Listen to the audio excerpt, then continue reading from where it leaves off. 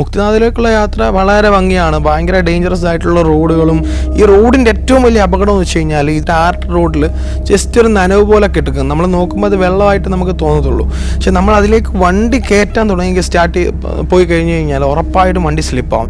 അങ്ങനെ ഞാൻ അവിടെ ചെറിയൊരു ആക്സിഡൻറ്റ് ഉണ്ടായി, വണ്ടി മറിഞ്ഞു. തൊട്ടടുത്ത ആളുകൾ നിൽപ്പുണ്ട്, 2 വീടുകളും. അവർ വന്ന് നമ്മളെ നോക്കി കൂടിയില്ല. ഈ മുക്തിനാഥ് മസ്താങ് ഏരിയകളിലൊക്കെ ഈ പറയുന്ന ഹാങ്ങിങ് ബ്രിഡ്ജ് ഉണ്ട്, തൂക്കുപാലങ്ങളുണ്ട്. അപ്പോൾ ഞാനൊരു വലിയ കാര്യത്തിൽ എൻ്റെ മോട്ടോർ സൈക്കിൾ ഞാൻ ഈ പറയുന്ന പാലത്തിലേക്ക് കയറ്റി. പിന്നെ എനിക്ക് ആകെ ഒരു ഓപ്ഷനേ ഉള്ളൂ, ബൈക്ക് റിവേഴ്സിലേക്ക് കൊണ്ടുവരാമെന്ന്. തെള്ളിയിട്ട് നീങ്ങുന്നില്ലായിരുന്നു. അങ്ങനെ ഞാൻ ഈ പാലത്തിൻ്റെ നടുക്ക് ആകെ പെട്ടുപോയി.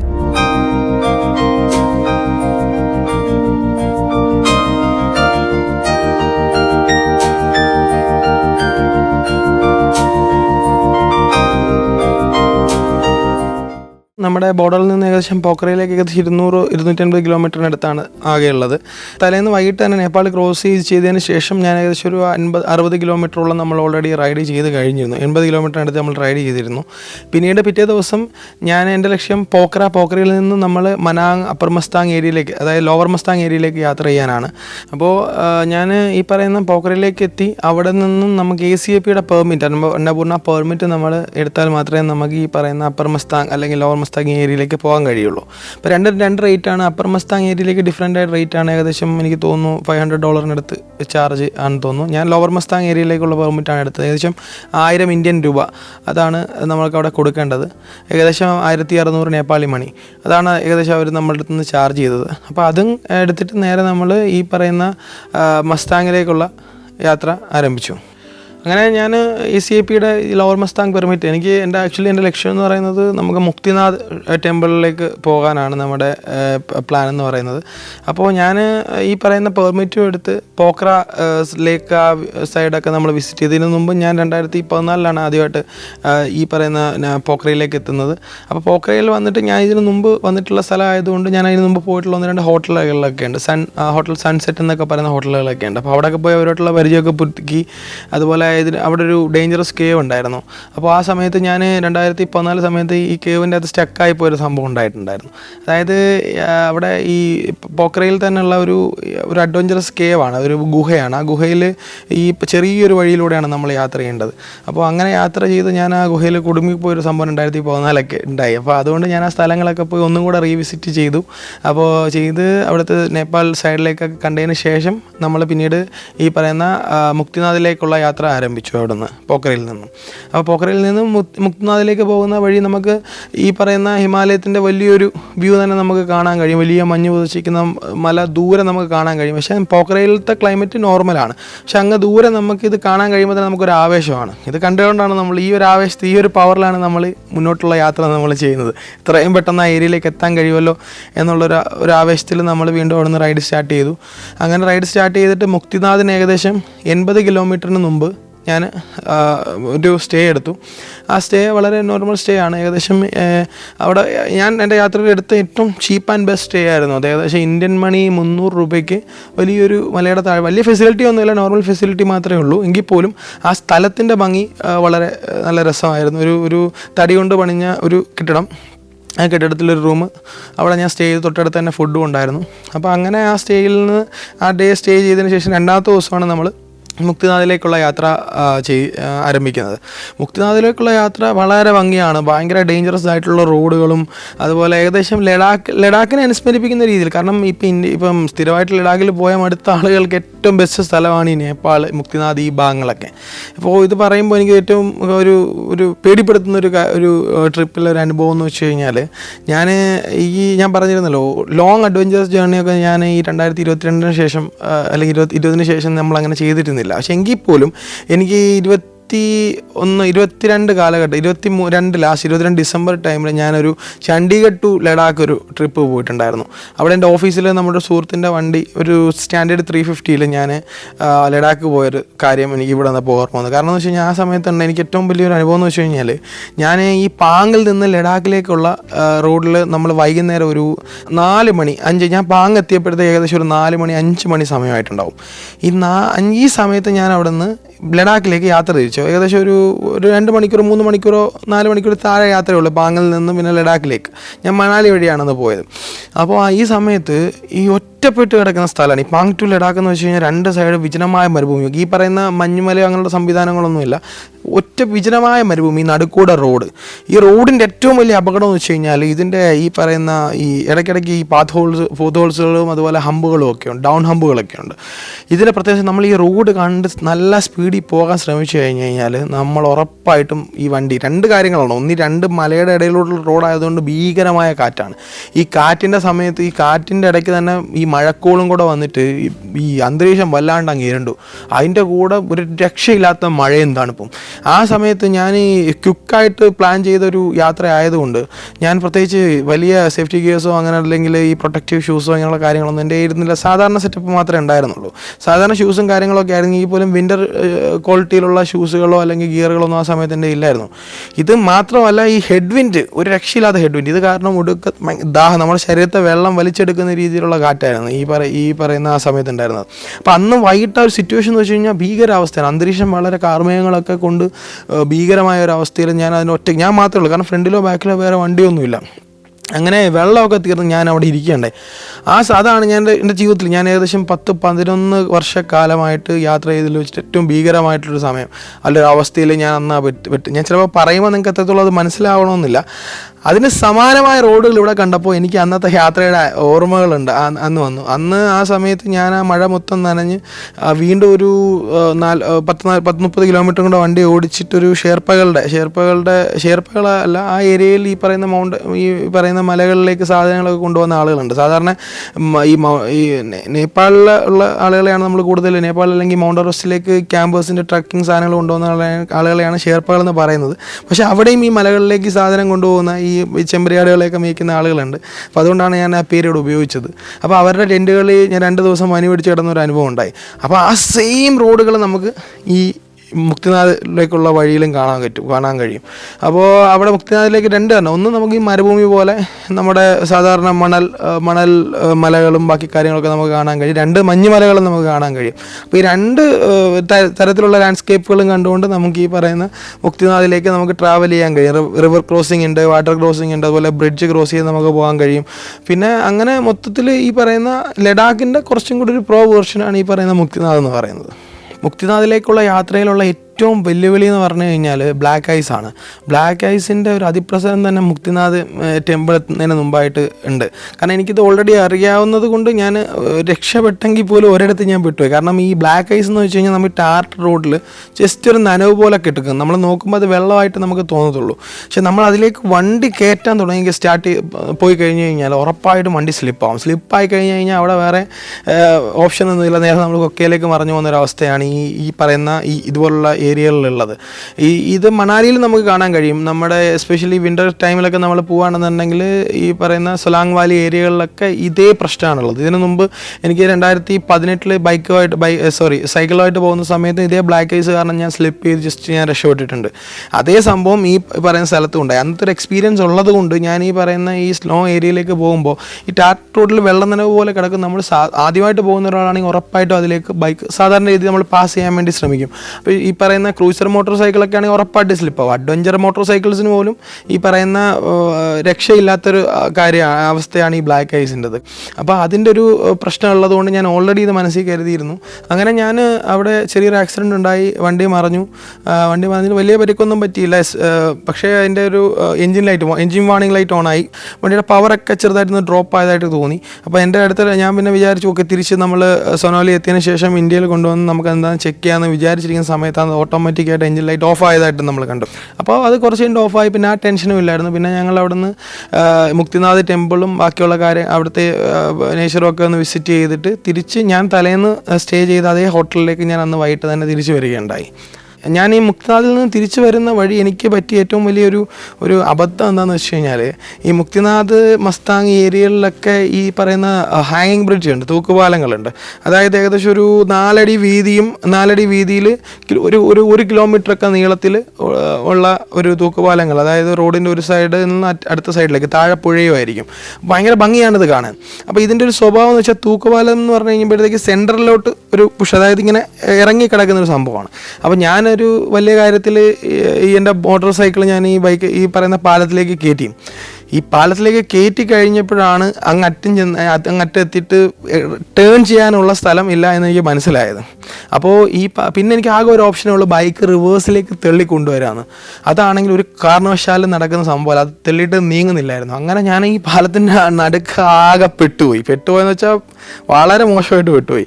അങ്ങനെ ഇരിക്കുമ്പോൾ ഞാൻ എന്ത് ചെയ്യണമെന്ന് അറിയാതെ ഇങ്ങനെ ഇരിക്കുമ്പോഴാണ് തൊട്ടടുത്തൂടെ ഒരാൾ പോവുകയും പിന്നെ ഞാൻ അയാളെ വിളിച്ചു. അയാളെ എന്നെ കൊണ്ട് മാത്രം വണ്ടി റിവേഴ്സിൽ വലിച്ച് നീക്കാൻ കഴിഞ്ഞില്ല. കാരണം പ്ലെയിൻ റോഡിലൂടെ അല്ല നമ്മളിത് വലിച്ചു നീക്കുന്നത്, ഈ തൂങ്ങിക്കിടക്കുന്ന പാലമാണ്. അപ്പം ഈ തൂങ്ങിക്കിടക്കുന്ന പാലത്തിൻ്റെ പ്രത്യേകത എന്ന് വെച്ച് കഴിഞ്ഞാൽ, ഇതിൽ വെയിറ്റ് കയറുമ്പം ഇതിൻ്റെ ഗ്രാവിറ്റി ഫുള്ള് ഫ്രണ്ടിലോട്ട് പുള്ളാവും. അപ്പം ടോട്ടൽ നമ്മൾ ഈ 300 കിലോ വലിക്കുന്നത് 600 കിലോ വലിക്കേണ്ട രീതി വലിച്ചാൽ ഈ 300 കിലോ ഒക്കെ നീങ്ങി വരുള്ളൂ. അപ്പോൾ അങ്ങനത്തെ ഒരു പ്രശ്നമുണ്ട്. അപ്പോൾ ഞങ്ങൾ 2 പേരും പിന്നെ അവിടെ വെയിറ്റ് ചെയ്തിരുന്നു. പിന്നെ മൂന്നാമതൊരു വണ്ടിക്കാരൻ ഒരു ടൂറിസ്റ്റ് വണ്ടി അതുവഴി പോകുന്നുണ്ടായിരുന്നു. അതിൽ നിന്ന് ഒരു 2-3-4 പേര് ഇറങ്ങിയതിന് ശേഷമാണ് ഈ ബൈക്ക് തിരിച്ച് കൊണ്ടുപോയത്. അതുവഴി ഓൾറെഡി ഈ ബൈക്കുകൾ പോകുന്ന ഞാൻ ഓൾറെഡി കണ്ടെന്ന് അവരുടെ അടുത്ത് പറഞ്ഞപ്പോൾ അത് ഈ ചൈനീസ് വണ്ടികളാണ്. വളരെ വെയിറ്റ് കുറഞ്ഞ 80 കിലോയും 90 കിലോയും മാത്രം, അല്ലെങ്കിൽ 80 കിലോ ടോട്ടൽ 80 കിലോ മാത്രമുള്ള വണ്ടികളാണ് അതുവഴി പോകുന്നത്. ഈ 300 കിലോ 400 കിലോ വണ്ടി കൊണ്ടുപോയി കഴിഞ്ഞാൽ ഇത് തിരിക്കാൻ പോലും, അല്ലെങ്കിൽ തിരിക്കാൻ ഒരു ബുദ്ധിമുട്ടുണ്ടാവില്ല. അപ്പോൾ ഇങ്ങനത്തുള്ള പരിപാടികളൊന്നും ചെയ്യരുതെന്നൊക്കെ പറഞ്ഞ് എനിക്കൊരു താക്കീത് തന്നിട്ട് അവരവിടുന്ന് പറഞ്ഞതിന് മേലെ ഇങ്ങനെ ബ്രിഡ്ജുകളിലേക്ക് കയറാൻ ശ്രമിക്കരുതെന്ന് പറഞ്ഞു. വണ്ടിയുമായിട്ട് നടന്ന് നമുക്ക് കയറുന്നതുകൊണ്ട് കുഴപ്പമില്ല. അങ്ങനെ ഞാൻ അവിടുന്ന് തിരിച്ച് ആ കാര്യം കഴിഞ്ഞതിന് ശേഷം ഞാൻ നേരത്തെ തലേന്ന് താമസിച്ച ഹോട്ടലിലേക്ക് ഞാൻ തിരിച്ച് എത്തുകയുണ്ടായി. ഇന്ത്യയിലെ 13 സംസ്ഥാനങ്ങളിലൂടെയുള്ള സഞ്ചാരം ഇപ്പോൾ പെൻഡ്രൈവിൽ ലഭിക്കുന്നു. ചരിത്രവും ഐതിഹ്യങ്ങളും യഥാർത്ഥ ജീവിതവും ഒത്തുചേരുന്ന ഇന്ത്യൻ കാഴ്ചകളുടെ ഈ അസുലഭ ശേഖരം സ്വന്തമാക്കാൻ 9995 444 222 എന്ന നമ്പറിലേക്ക് ഇന്ത്യ എന്ന് SMS ചെയ്യൂ.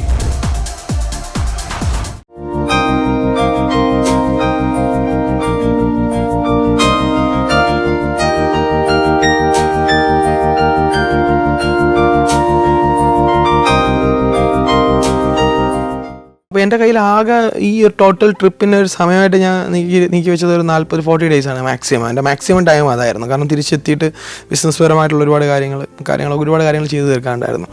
അങ്ങനെ ഞാൻ 40 ഡേയ്സിൽ കുറേ സമയം നമ്മുടെ ഈ ഫസ്റ്റ് കുറച്ച് ദിവസങ്ങളിൽ നമുക്ക് എക്സ്പെക്റ്റഡ് ആയിട്ടുള്ള 600+ കിലോമീറ്റർ നമ്മൾ ഡെയിലി കവർ ചെയ്യാനുള്ള ടാർഗറ്റ് നമുക്ക് അച്ചീവ് ചെയ്യാത്ത കാരണം ഒരു 2-3 ദിവസം അങ്ങനെ നഷ്ടപ്പെട്ടു.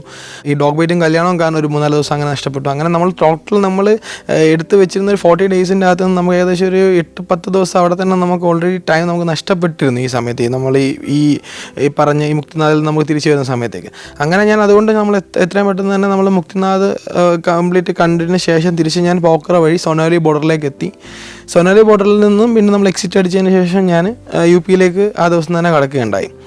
അങ്ങനെ ഞാൻ സൊനോലിയിൽ നിന്നും ഇനി നമ്മുടെ അടുത്ത ലക്ഷ്യം എന്ന് വെച്ച് കഴിഞ്ഞാൽ തിരിച്ച് മധ്യപ്രദേശ് അതുപോലെ മഹാരാഷ്ട്ര വഴി നമുക്ക് നാട്ടിലേക്ക് തിരിച്ചു വരിക എന്നുള്ള റൂട്ടാണ് നമ്മുടെ അടുത്ത ലക്ഷ്യം.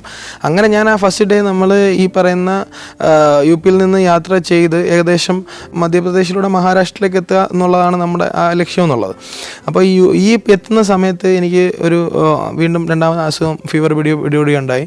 അപ്പോൾ അങ്ങനെ ഞാൻ ഫസ്റ്റ് ഡേ തന്നെ ഒരു സ്ഥലത്ത് സ്റ്റേ ചെയ്തു. ആ സ്റ്റേ ചെയ്തൊരു ധാബയിലാണ് ഞാൻ സ്റ്റേ ചെയ്തത്.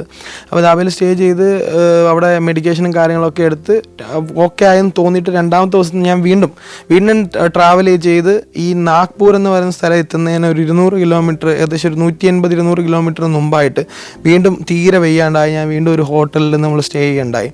അപ്പോൾ ഞാൻ അവിടെ പോയി സ്റ്റേ ചെയ്തിട്ട് ഓൾറെഡി ഞാൻ സ്റ്റേ ചെയ്യുന്നതിന് മുമ്പ് തീരെ എനിക്ക് വെയ്യ, എനിക്ക് സ്റ്റേ ചെയ്യണം എന്നൊക്കെ പറഞ്ഞപ്പോൾ അവർ ഓൾറെഡി ഇങ്ങോട്ട് മരുന്നും കാര്യങ്ങളൊക്കെ ഓഫർ ചെയ്തു.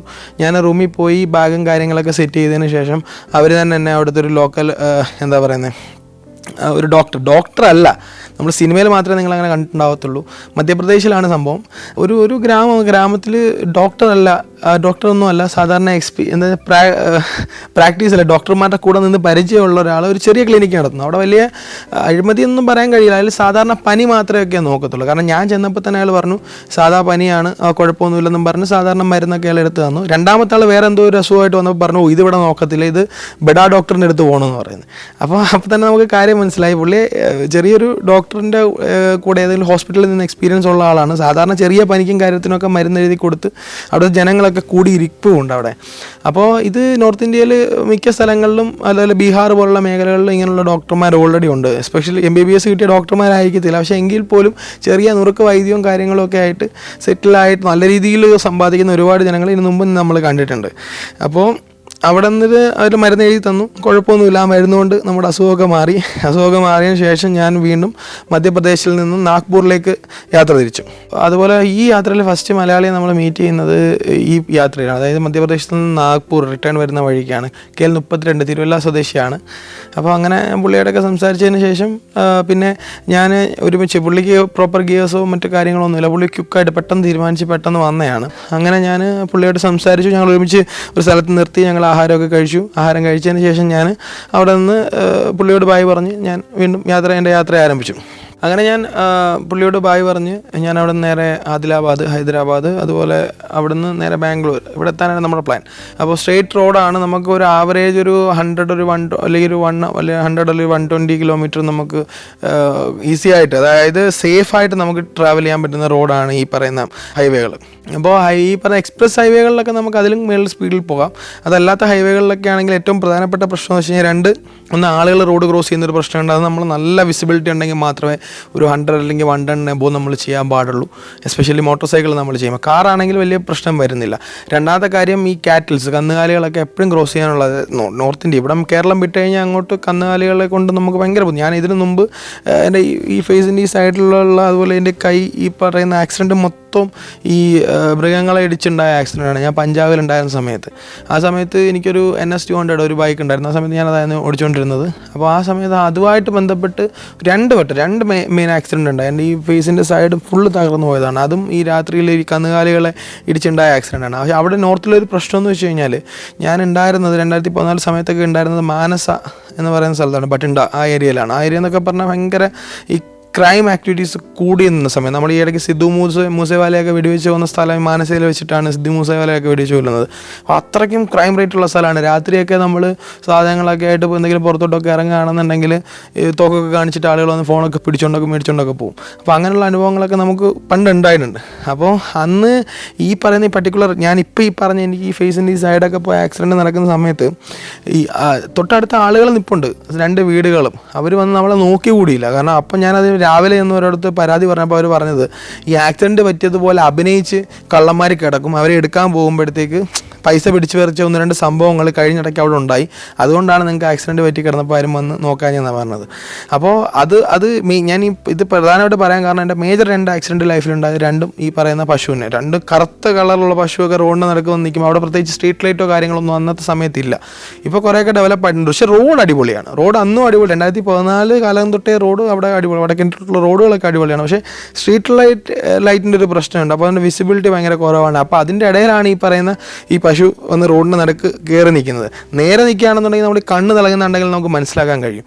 ഈ സൈഡ് തിരിഞ്ഞ് നിൽക്കുന്ന സമയത്ത് നമ്മൾ നേരെ പോയി ക്രാഷ് ആവും. അതില്ലാതെ വേറെ ഓപ്ഷൻ ഒന്നും അവിടെ ഇല്ല. അപ്പോൾ ആ ഒരു കാര്യം കൊണ്ടാണ് നമ്മൾ പറയുന്നത് എപ്പോഴും ഈ പറയുന്ന നോർത്ത് ഇന്ത്യൻ റോഡുകളിൽ വണ്ടി ഓടിക്കുമ്പോൾ ഏറ്റവും ശ്രദ്ധിക്കേണ്ട, അപകടം ഉണ്ടാക്കി വെക്കുന്ന ഒന്നാണ് ഈ പറയുന്ന ഈ മൃഗങ്ങൾ. രണ്ടാമത്തെ ഏറ്റവും കൂടുതൽ അപകടം ഉണ്ടാക്കി വെക്കുന്ന ട്രാക്ടറുകളുടെ പുറകിലുള്ള ട്രോളിയുണ്ട്. ഈ പറയുന്ന നമ്മുടെ കമോഡിറ്റീസൊക്കെ സ്റ്റാക്ക് ചെയ്ത് കൊണ്ടുപോകാൻ പറ്റുന്ന ട്രോളികൾ. അതിൻ്റെ പുറകിലൊന്നും റിഫ്ലക്ടറുകൾ കാണത്തില്ല. അത് എപ്പോഴും ശ്രദ്ധിക്കേണ്ട, രാത്രി യാത്ര ചെയ്യുമ്പോൾ ശ്രദ്ധിക്കേണ്ട പ്രധാനപ്പെട്ട ഒരു കാര്യമാണ്. അപ്പോൾ എല്ലാ യാത്രകളിലും നമ്മൾ കരുതിയിരിക്കേണ്ട ഒരു കാര്യമാണ് ഈ സേഫ്റ്റി മെഷേഴ്സ് നമ്മൾ കംപ്ലീറ്റ് ചെയ്ത് പോകുക എന്നുള്ളത്. അത് ഭയങ്കര ഇമ്പോർട്ടൻ്റ് ആയിട്ടുള്ള കാര്യമാണ്. അല്ലെങ്കിൽ നമുക്ക് ഒരുപാട് റിഗ്രറ്റ് ചെയ്യേണ്ടി വരും. അങ്ങനെ ഞാൻ ഹൈദരാബാദിൽ നിന്ന് രണ്ടാമത്തെ ദിവസം രാത്രി തന്നെ ഞാൻ ബാംഗ്ലൂർ എത്തി. ഞാൻ ബാംഗ്ലൂർ സ്റ്റേ ചെയ്തു. ഒരു ദിവസം ബാംഗ്ലൂർ റെസ്റ്റ് ചെയ്തതിന് ശേഷമാണ് പിന്നെ ബാംഗ്ലൂർ ടു കൊച്ചിൻ നമ്മൾ യാത്ര ചെയ്തത്. അങ്ങനെ നമ്മൾ ബാംഗ്ലൂരിൽ നിന്ന് കൊച്ചിയിലേക്ക് എത്തി. കൊച്ചിയിൽ എൻ്റെ ഓഫീസുണ്ട്. അപ്പോൾ അവിടെ കയറി സ്റ്റാഫുകളെയൊക്കെ കണ്ടിട്ടതിന് ശേഷമാണ് ഞാൻ തിരിച്ച് വീട്ടിലേക്ക് തൊട്ടടുത്ത ദിവസം, അതായത് ഫെബ്രുവരി 18 തിരിച്ച് ഞാൻ വീട്ടിലേക്ക് എത്തുന്നത്. അങ്ങനെയാണ് ജനുവരി 14 തുടങ്ങിയ യാത്ര നമ്മുടെ വീട്ടിൽ തിരിച്ച് വന്ന് അവസാനിക്കുന്നത് ഈ പറയുന്ന ഫെബ്രുവരി 18 അങ്ങനെ ഏകദേശം 3 രാജ്യങ്ങളിലൂടെ 11,000-ലധികം കിലോമീറ്റർ 40-ലധികം ദിവസം എടുത്ത് കവർ ചെയ്ത ഈ യാത്ര അങ്ങനെ ഇവിടെ അവസാനിച്ചു. പിന്നെ യാത്രകൾ എൻ്റെ ജീവിതത്തെ ഒരുപാട് ഇൻഫ്ലുവൻസ് ചെയ്തിട്ടുണ്ട്. എൻ്റെ ബിസിനസ്സിലായിക്കോട്ടെ, എൻ്റെ വ്യക്തി ജീവിതത്തിലായിക്കോട്ടെ. ഉദാഹരണം പറയുകയാണെന്നുണ്ടെങ്കിൽ ഞാൻ കഴിഞ്ഞ യാത്രയിൽ 2018 നമ്മുടെ all India Nepal Bhutan cycle യാത്ര നടത്തുകയുണ്ടായി. ആ യാത്രയിൽ വെച്ച് പരിചയപ്പെട്ട ഒരു പെൺകുട്ടിയെ തന്നെയാണ് പിന്നീട് എൻ്റെ ജീവിതബോധമായിട്ട് ഞാൻ സ്വീകരിക്കുകയും ഇപ്പോൾ എനിക്ക് അതിൽ 2 കുട്ടികളുമുണ്ട്. അപ്പോൾ അങ്ങനെ എൻ്റെ എല്ലാ മേഖലകളും, ബിസിനസ് മേഖലയിലും ഞാൻ എത്തിപ്പെട്ട ബിസിനസ് മേഖലയിലേക്ക് എന്നെ എത്തിപ്പെടാൻ സഹായിച്ചതൊക്കെ എൻ്റെ യാത്രയിലൂടെ കിട്ടിയ ബന്ധങ്ങളാണ്. നിങ്ങൾക്കും ഇതുപോലെ ഒരുപാട് യാത്രകൾ ചെയ്ത് ഒരുപാട് ജീവിതത്തിൽ നല്ല അനുഭവങ്ങൾ സമ്പാദിക്കാൻ ആകട്ടെ എന്ന് ആശംസിക്കുന്നു. അതുപോലെ തന്നെ ഇത്രയും നേരവും എന്നെ കേട്ടിരുന്ന എല്ലാവർക്കും നന്ദി.